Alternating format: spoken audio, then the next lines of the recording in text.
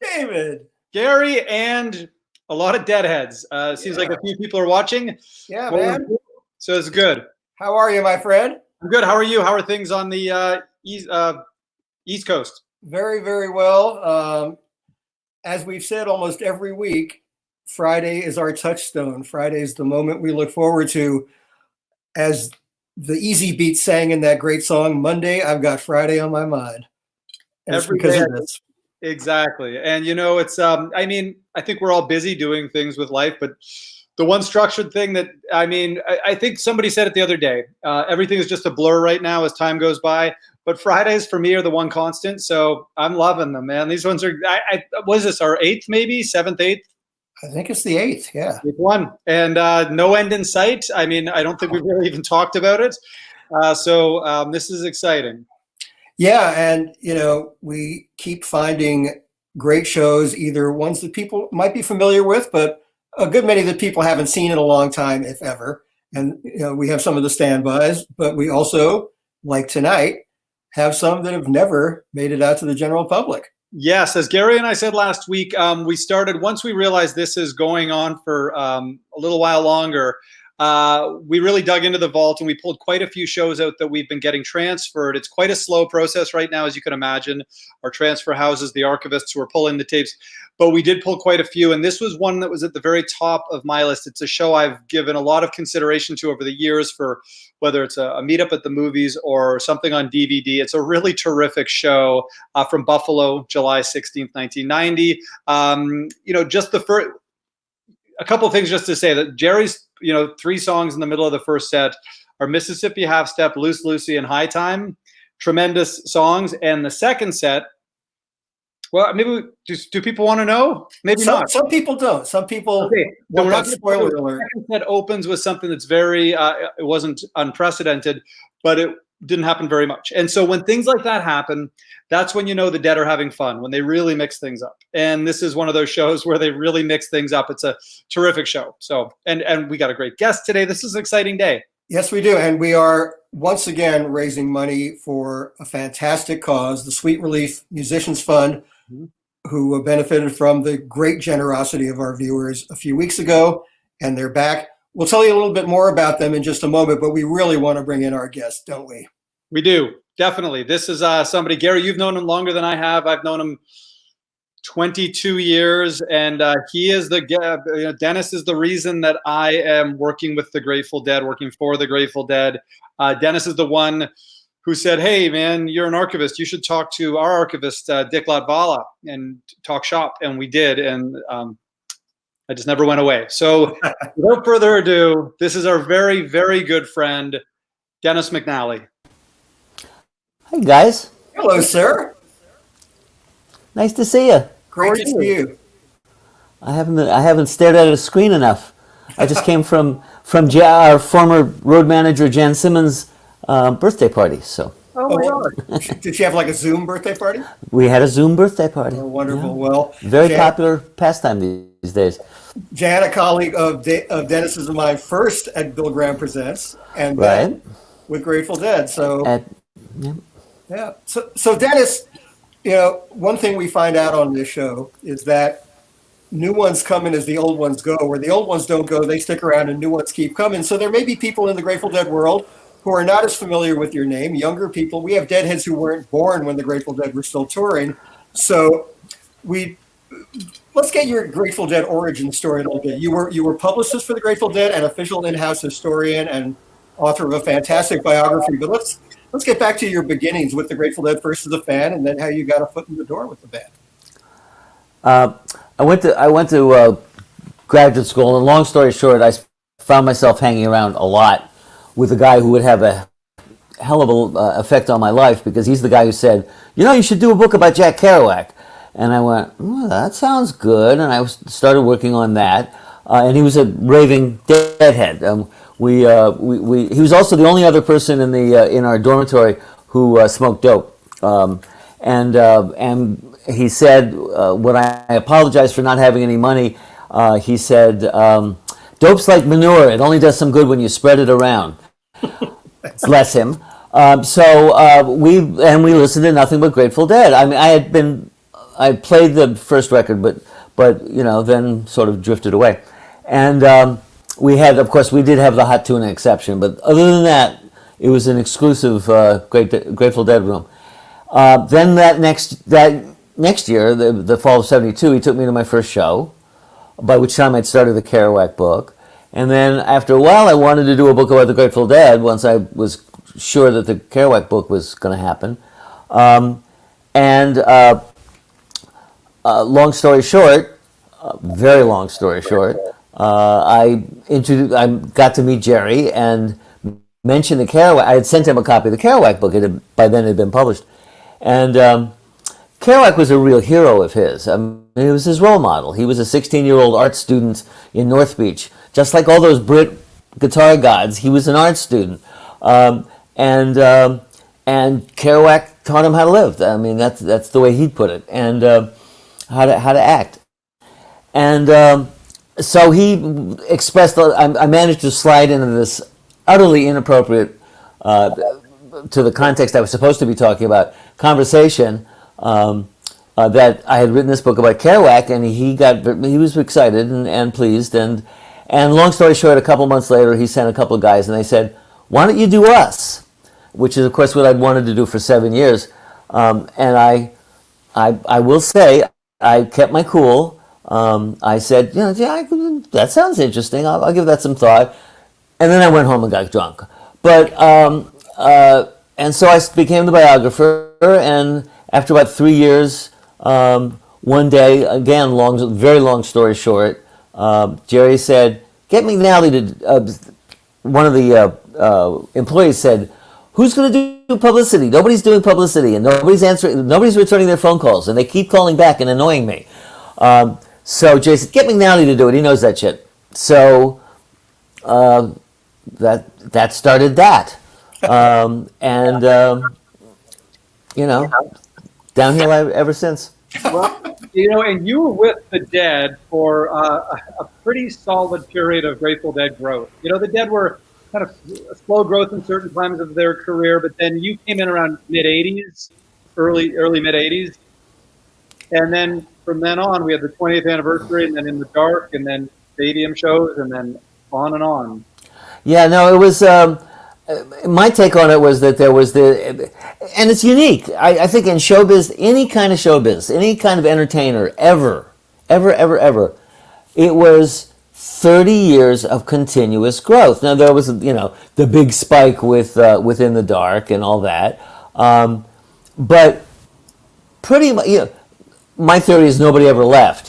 So we just kept. It was like, the rings on a tree, that we just kept adding and adding and adding and adding. And it's the weirdest part for me, in terms of expectations, is it hasn't stopped, even with Jerry gone. I run into these kids. I went to a J-Rad show at Frost, and happened to get in early, so I was like standing at the rail because it was someplace to lean on. And I turned around and looked, and it looked exactly like any Dead show at the Frost I'd ever been to, which was all of them. Which is to say, the age range, was 15 to 80, and still is. So, yeah. But to your point, I had one really unique, particularly the more I think about it, experience, because it was so random. As David, who worked at Front Street in the archive, or started out at Front Street, right, in the archive room there, can tell you. Am I wrong? Did you start at Nicasio? Belmarin, yeah. Belmarin. Oh, sorry. All right. Well, just before that, in the 80s, actually in the late 70s and on, for those of you who have a copy of vinyl, you'll need it for the size, of the cover of Shakedown Street.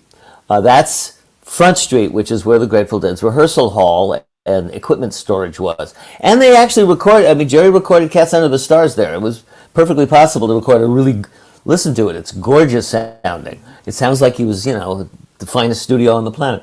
But a lot of the most important decisions the Grateful Dead ever made were made in the lobby, when they were goofing off, which was most of the time. They'd go out and sit in the lobby and smoke tubes and drink beers and do nothing, and but then get talking. And one of this guy, so I happened to be there, and it was sometime in December of 1985, and I don't know who said it, but somebody said, and believe it, I'm not exaggerating when I say they said, we're going to have to do stadiums next year. Any other band in the world, right, was like Yahoo, right? No, it was, oh God, because as Jerry once said to me, I hate playing in stadiums. You have to play to the last row. You have to turn your music into a cartoon and make it simple to communicate something to that guy in the last row, because I owe that to the guy in the last row. Nuance is out. But it was necessary. I mean, by that time in the summer, if we didn't have a stadium, all hell would break loose.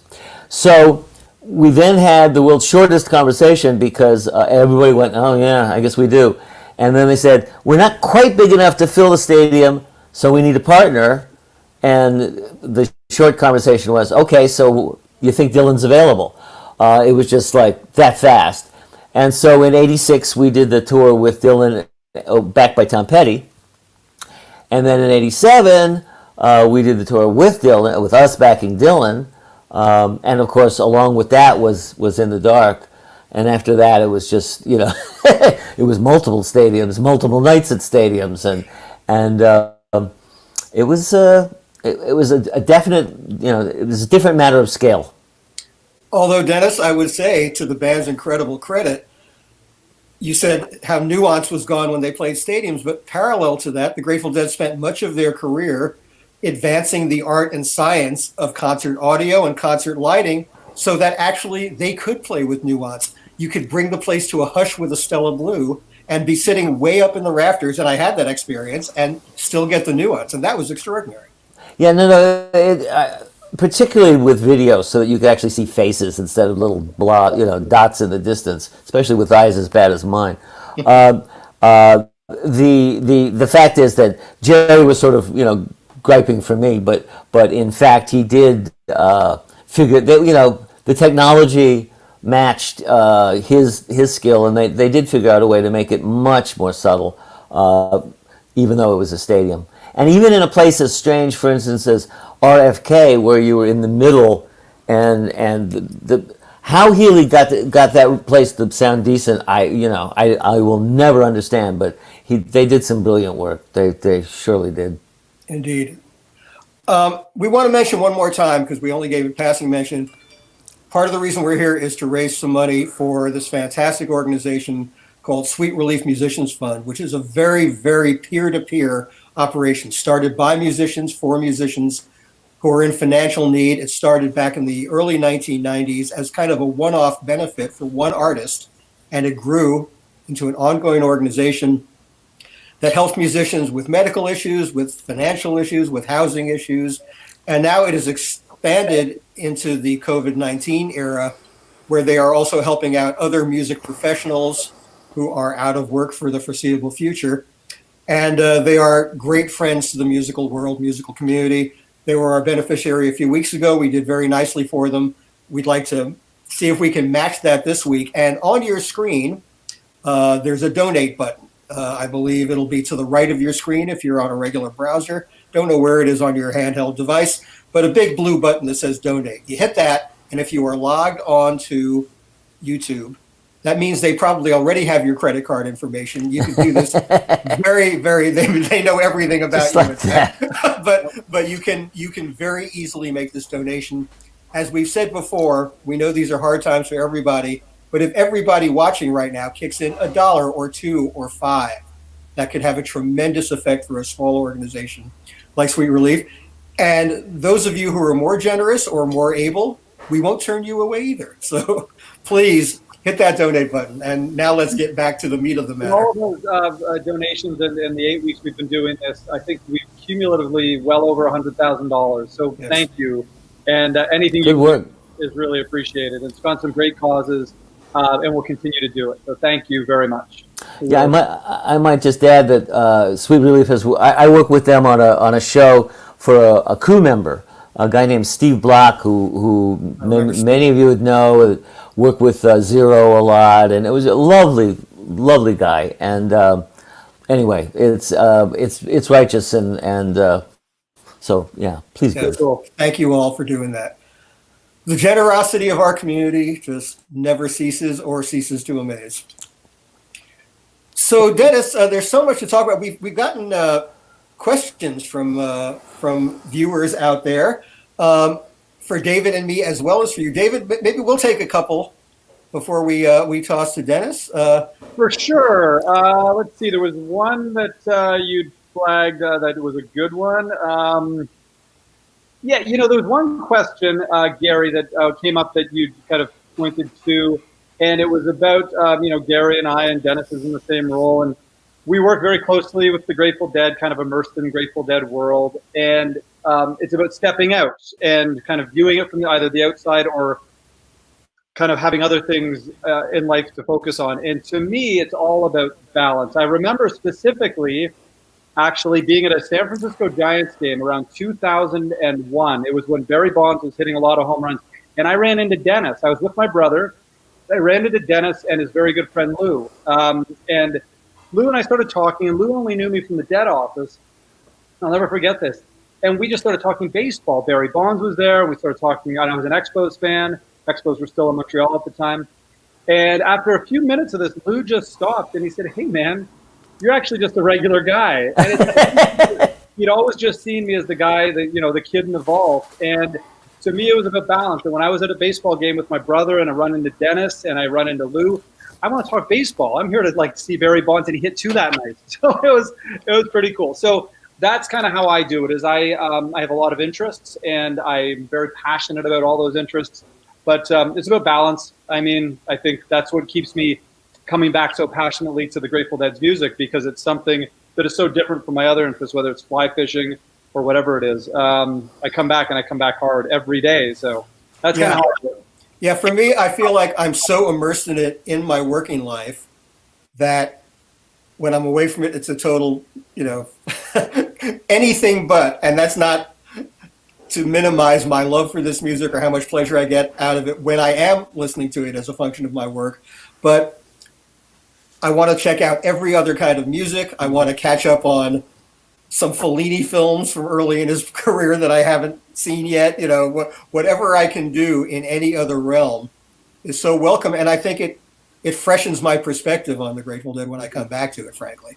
Because the Grateful Dead were not just into the Grateful Dead. They were incredible polymaths. They were interested in everything. Jerry was so omnivorously curious about everything from comic books to, weird foreign films to a little bit of everything. And all those guys, when I would interview them, I would find that a good way to get them talking about the Grateful Dead would be start on anything else. And then they would come back around and it would connect, to their, by going through their many cultural affinities, you could get new insights on the Grateful Dead. That's a good rule for anybody, I think, who loves this music. Get away from it, step away from it, and then it'll only enhance your enjoyment. So, I've got a question for Dennis. Dennis and I worked very closely together for many years. We even shared an office for 2 or 3 years at the Smith Ranch Road. And it was, but I never really asked Dennis too many questions. We were friends, but we didn't. And I've always wondered this, and your job as publicist at the height when they were, 1990 at a show like this, or 87 in the dark or onward, it was your job to wrangle the guys, right? So if you got the request from the media, you thought it was a good idea, you would bring it to them. And I'm sure it took convincing sometimes. Was it a big challenge to get these guys to sit down, whether it was a phoner or an in-person or a video interview? Were those a challenge? Because they didn't do a lot of it. So I'm always wondering how you did that. It wasn't really a challenge, mostly because I didn't ask very often. It depended on who. Keeping in mind that this is before the internet, so that people did not have the ability to have a direct contact with the audience.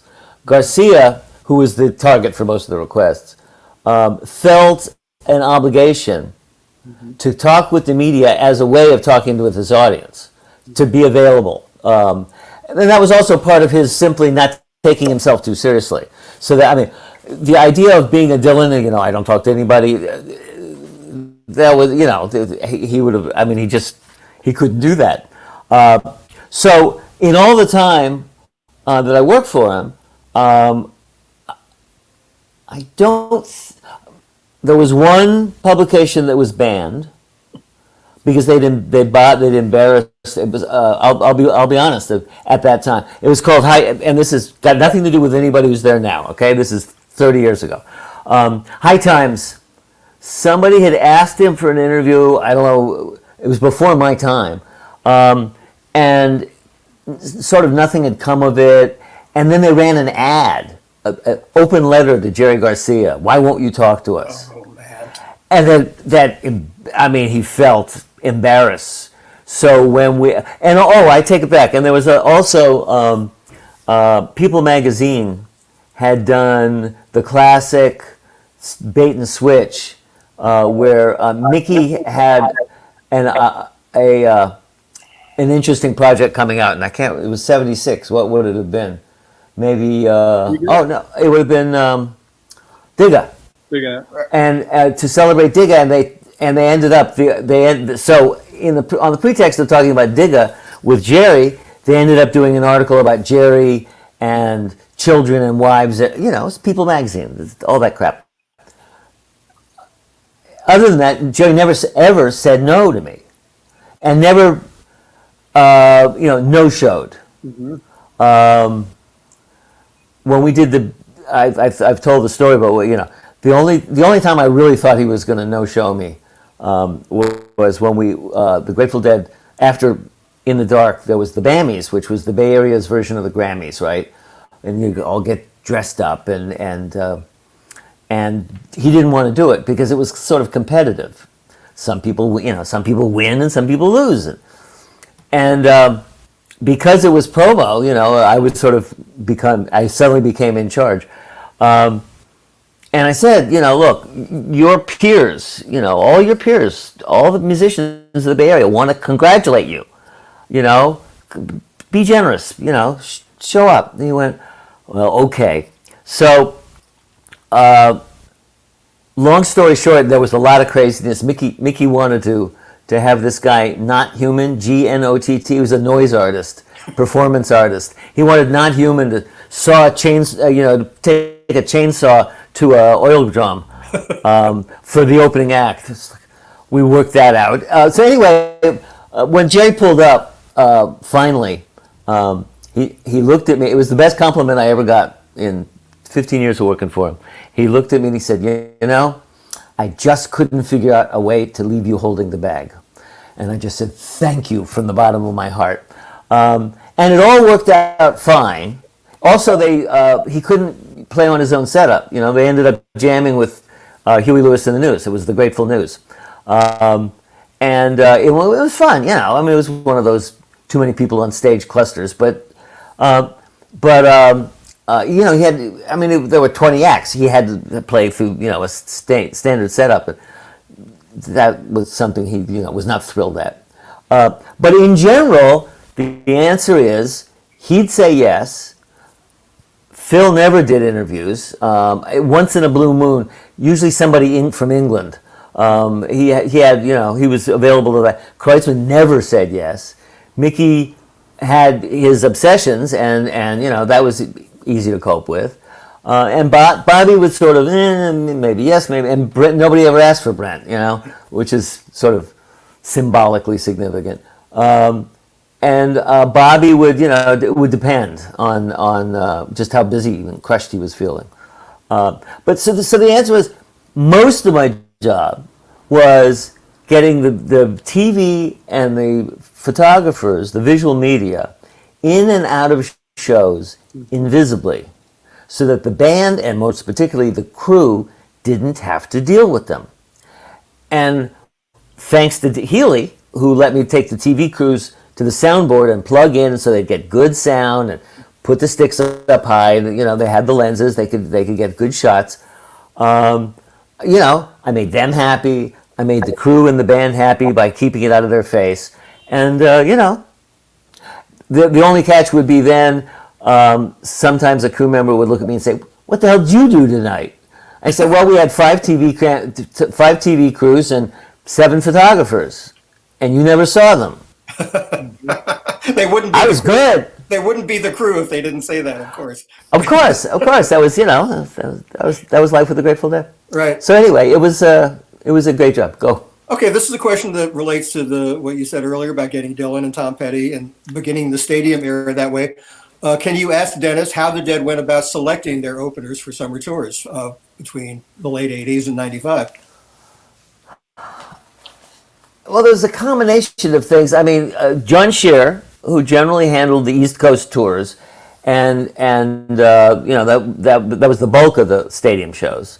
I mean, we did stadium shows through Bill Graham up and down the West Coast, but that's 4 cities, right? And if you count Compton Terrace as a sort of a stadium, it was sizable. It was like 30,000 people, but more on the East Coast. So John would, the agents would line up because that was it was a great job.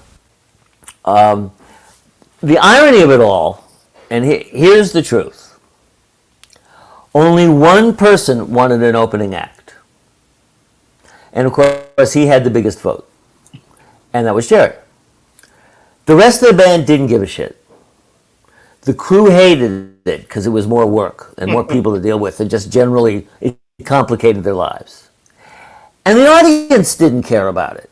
Half the audience wouldn't come in until the opening act was done.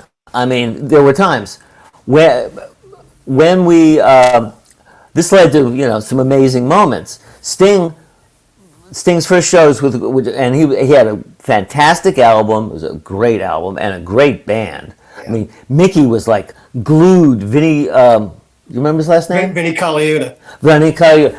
I mean, Mickey, Mickey is you can guess, he's a kind of a jump snob, and he was like just glued watching Vinny that whole tour, because Vinny is a great drummer. And the first shows were in Vegas, general admission. Everybody came in on time because, you had to get your spot. When he got to the East Coast and there were shows with chairs on the field, so it was reserved seating, and he was having, for a show he knew was sold out, and he had 5,000 to 7,000 people in front of him in a 60,000 capacity show, which frankly for all of us was really embarrassing, that the Deadheads were, "I'd rather be in the parking lot." But at any rate, which leads to, shall I tell this story now? I guess I should. Sure. This is the story of this show that you're about to watch. Our opening act, which of course was no opening act, was Crosby, Stills, and Nash. And I might add, these are old friends of the band. I mean, Jerry always thought that Graham Nash, Willie, commonly called Willie, was just one of his favorite people. Phil and Crosby were very tight, and they're opening for us, and they get, and I happen to be standing there. Their road manager brings them around a corner, and they're about to go up the stage steps, and Stephen Stills looks out, and he sees 5,000 people in a 50,000 seat stadium because it's a reserved seat show, and he says, "I'm not going on." And this goes on for more than a few minutes. I mean, it wasn't like 2 minutes. It went on, and it went on. And that's when Cameron Sears proved that as a tour manager, he had learned a few things, because he went over to the tour manager, and again, I happened to be standing in the right place with my ears flapping. He took him aside and quietly said, "Would you guys like to get paid today? If you're not on the stage in 3 minutes. We'll just do the show without you. And believe me, the audience is not going to boo. Or words to that effect. I do remember that, would you like to get paid today? And at which point, the manager went back on and said, Steve, go on stage. And Cameron was pretty new at the gig at that point, so that took some... He'd only been around 2-3 years, but, I mean, you got to keep a schedule. Yeah, exactly. We have several questions and compliments about your literary output, and here's one gentleman named, let me get his name right. I can't. His last name is Rossetti, Dax, D-A-X Rossetti, from London in the UK. Says, the Jerry on Jerry interviews, published in 2015, were excellent, especially the audio recordings. So we want to talk about that for sure, because I agree completely. And he wants to know if you have future projects on the horizon that you're working on. Oh, yeah. I do want to talk just for a second about the Jerry on Jerry, only because it was just one of those weird things. But most people have this notion when you talk about an audio book, they go, who did the voices? And what somehow did not get communicated to Deadheads, and you can go to Amazon and buy this, is that the audio version of Jerry on Jerry is something close to 7 hours of Jerry Garcia raving. Sanely, soberly, interestingly, fascinatingly. And they were the interviews that I did with him in particular in the early, mostly, there's one from 73, the first time I met him. That's a long story. And then after I became the biographer in the early 80s, I'd go up to his house and we pulled a lot of tape. And he had a fantastic memory, and he had a joy in talking. I was talking with somebody about this just the other day, where 90% of all rock and roll interviews are sales pitches. They're merch. They're selling something. You get 15 minutes with Mick, he's going to sell you the latest album or a ticket or whatever. Jerry never did that. I mean, he didn't know how to do that. The one time I asked him to do that, he didn't. But he just wanted... I once heard in Montreal, in Canada, Marshall McLuhan at a college debate tournament say, if you want to be interesting, you need to be interested. Well, Jerry was among the most interesting people on the planet, as all of us who ever got to talk to him found out, and that was at least in part because he was genuinely interested in the world, in what you were talking about earlier, and in particular the person standing in front of him, even if it was, somebody who's like, seeing angels or, he was always fascinated.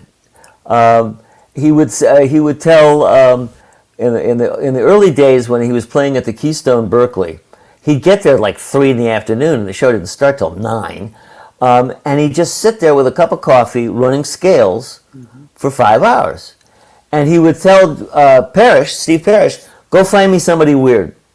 And being Berkeley, that wasn't a tremendous challenge. And Parrish would come with some, street guy, and Jerry would, all right, tell me your story. And so, I mean, that was Jerry's approach to things.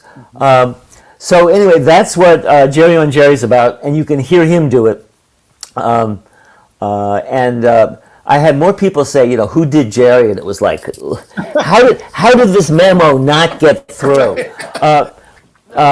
And as far as my own work, I'm working on a book that, it has me interested anyway, which is 3 years ago I got asked to curate a photo show about the 50th anniversary of the Summer of Love. And partly out of disappointment of the business side, not the art side, but the business side of books, I had sort of taken some vacation. from thinking about a book all the time, which is once you start, you can't stop. Then when I was doing this photo show, I suddenly went, Schmuck, there's your book. And that is the deep, what led up to the deeper roots of what happened in the 60s counterculture. Not just in San Francisco, but in New York and LA and London. And it all meets, I'm telegraphing this a little bit, but it all meets at Monterey Pop, where all those places contributed. And it starts in the 40s with like surrealists and abstract expressionism and all kinds of avant-garde artists and an endless stream of things that in particular in San Francisco, but in the other places too, feed together, and it ends up in the Haight-Ashbury. A little acid has something to do with it too. So and rock, acid rock and roll. Take all that avant-garde stuff and then add acid rock and roll. So that's what I'm working on, and I'm having a ball. And maybe in a year I'll start writing. That would be optimistic, but. Well, we want to tell people that if you want to get the audio version of Jerry on Jerry, we have a link below the main YouTube window there where you can click for audible.com. They have that.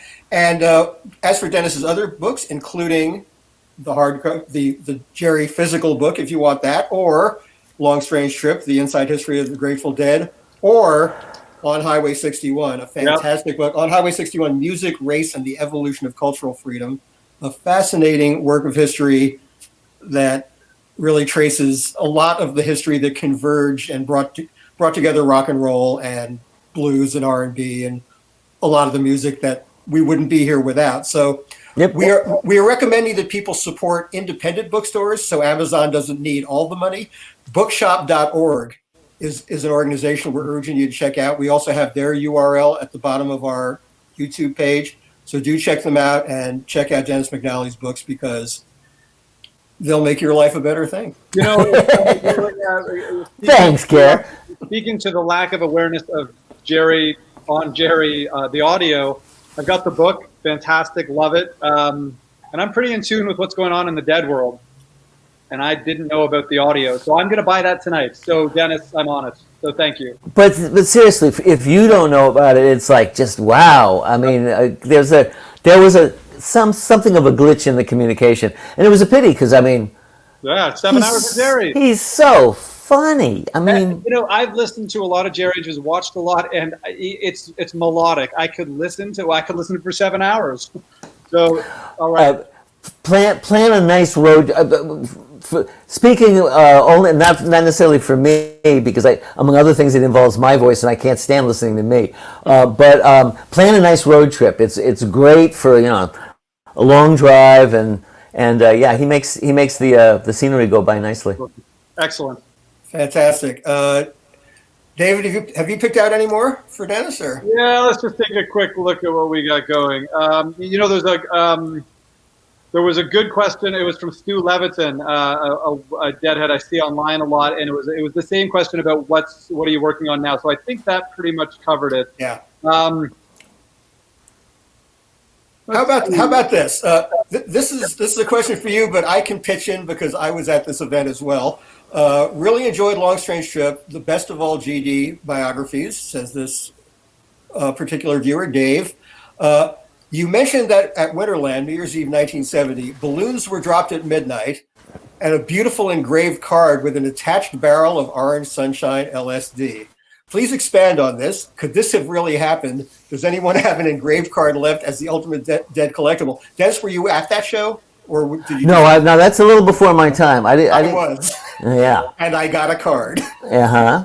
Which indeed, actually the cards were not dropped from the ceiling. They were lowering Bill Graham employees dressed as New Year's cherubs from the ceiling, and they were tossing out joints. Members of the Sunshine family, the manufacturers of some of the best LSD ever, were going through the crowd handing out these beautiful engraved greeting cards. And you opened it up, and there was a beautiful piece of mandala art. And at the center of the mandala art was this tiny little orange dot. And they were giving it out as gifts all through Winterland.